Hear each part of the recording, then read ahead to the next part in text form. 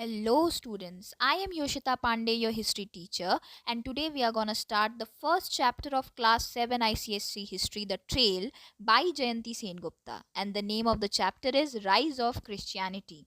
So, let us all start.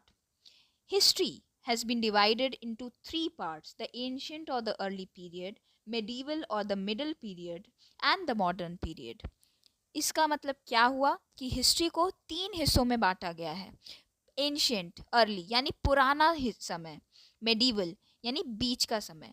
अब इस बात को ध्यान से समझिए कि medieval is actually a Latin word which means time in the middle यानी बीच का समय, और फिर आता है मॉडर्न या नया समय। समझ गए? तो ये एक बहुत सिंपल सी टाइमलाइन थी। अब चलिए हम लोग बढ़ते हैं बुक की तरफ। The medieval period. The word medieval comes from a Latin word which means time in the middle. To get a clear picture of the changes that transformed the lives of people in the past, we generally divide history into three periods: the ancient, early, or period, the medieval or middle period, and the modern period. The medieval period is the period between the ancient and the modern periods of history. Medieval period in India stretches roughly from 8th to the mid 18th century CE. It's further subdivided into two periods: the early medieval period, the 8th to the 13th century CE, and the later medieval period from the 13th mid to 18th century CE.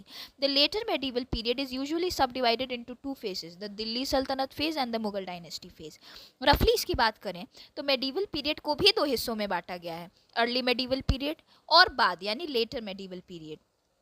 Letter medieval period को दो भागों में बांटा गया है। एक है दिल्ली सल्तनत फेज जो 1200 से 1526 सीई में चला था, और 1526 सीई के बाद से चालू होता है मुगल डायनेस्टी फेज जो मिड 18 सेंचुरी सीई तक चला था।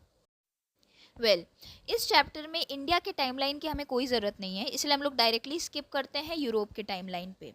यूरोप का मेडिवल पीरियड स्ट्रेच करता है 600 सीई से लेके 1500 सीई तक, और ये ट्रांजिशन एंशियंट पीरियड से मेडिवल पीरियड तक का अचानक से नहीं हुआ, इसे होने में बहुत टाइम लगा। और इस पैराग्राफ में यही बात ही समझाई गई है that the transition took place gradually over a period of time. तो अब चलिए हम लोग जाते हैं बर्थ ऑफ क्रिश्चियनिटी की तरफ। In the middle of the 1st century BCE, the Romans conquered Palestine, the homeland of the Jews. They appointed Herod, a puppet ruler, under whom the Jews suffered grave injustice and oppression.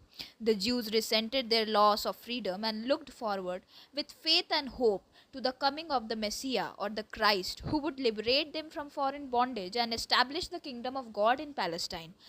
This belief was based on the predictions of the prophets in the Old Testament.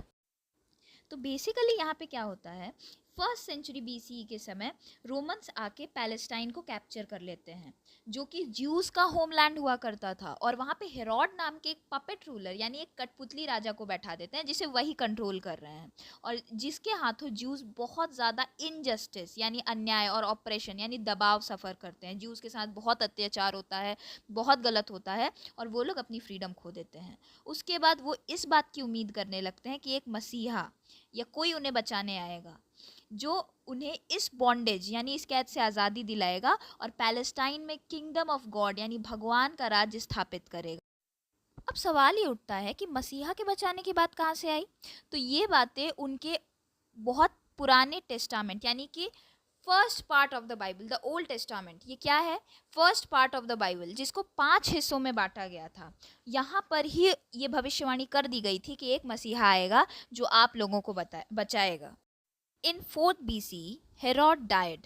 Around 6 to 4 BC, in a tiny village of Bethlehem in Judea, Jesus, believed to be the Son of God, was born to Mary. Her husband Joseph, a poor carpenter, was the descendant of King David, Israel's most famous king who had liberated Israel from foreign rule 1000 years ago. इसका मतलब क्या होता है? 4th BCE में puppet ruler, Romans द्वारा appointed puppet ruler Herod मर जाता है, और 6 to 4 BCE में जूडिया के बेथलेहम नाम के एक विलेज में जीसस, जिसको सन ऑफ गॉड यानी भगवान का बेटा माना जाता है, वो पैदा होते हैं। उनकी माँ कौन है? मेरी। और उनके पापा कौन है? उनके हस्बैंड, मेरी के हस्बैंड जोसेफ, जो एक बहुत गरीब कारपेंटर थे। और ऐसा माना जाता था कि किंग डेविड उनके पूर्वज थे। किसके पूर्वज? जोसेफ के। जोसेफ कौन थे? जीसस के पापा, मेरी के हस्बैंड, एक पुअर कारपेंटर। अब किंग डेविड कौन थे? और किंग डेविड इज़राइल के one of the most famous king थे, जिन्होंने इज़राइल को फॉरेन रूल से 1000 years पहले, 1000 साल पहले लिबरेट कराया था। Jesus grew up in Nazareth in northern Palestine where he studied the Jewish scriptures. He realized that traditions and practices which violated the law of Moses were being followed by certain Jewish religious groups such as the Pharisees. Now this is very important. Where did Jesus grow up? Nazareth. But where was he born? A small village of Bethlehem in Judea.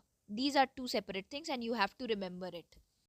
Jesus Nazareth में बड़े हुए, जो कि northern Palestine में थे।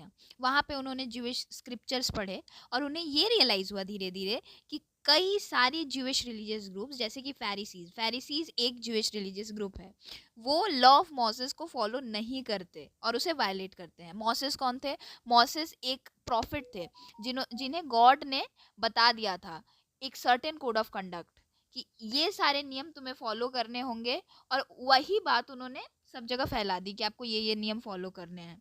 तो वो मानते थे कि कई सारे ज्यूइश रिलीजियस ग्रुप्स इस लॉ को फॉलो नहीं करते, और इसीलिए उन्होंने फैसला किया कि उन्हें कुछ चेंज लाने की ज़रूरत। The baptism of Jesus took place when he was 30 years old.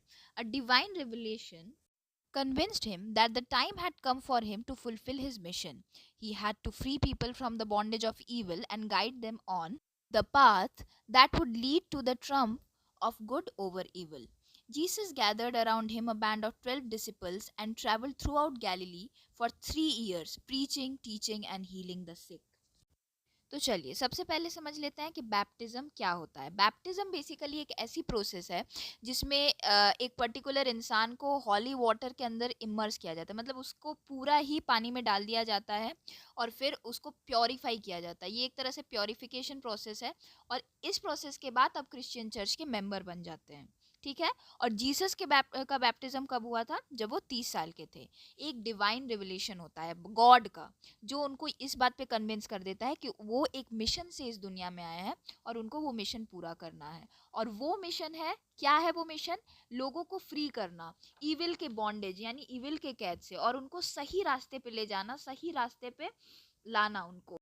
Jesus अपने साथ अपने 12 शिष्यों को लेते हैं और लेकर पूरे गैलीली में 3 साल घूमते हैं, इसी बात को हर जगह फैलाते हुए। गैलीली क्या है? गैलीली इज़राइल में एक बहुत ही फर्टाइल और एक माउंटेनस पहाड़ी एरिया है, जहाँ पे जीसस 3 साल घूमते हैं और बस यही बात फैलाते हैं।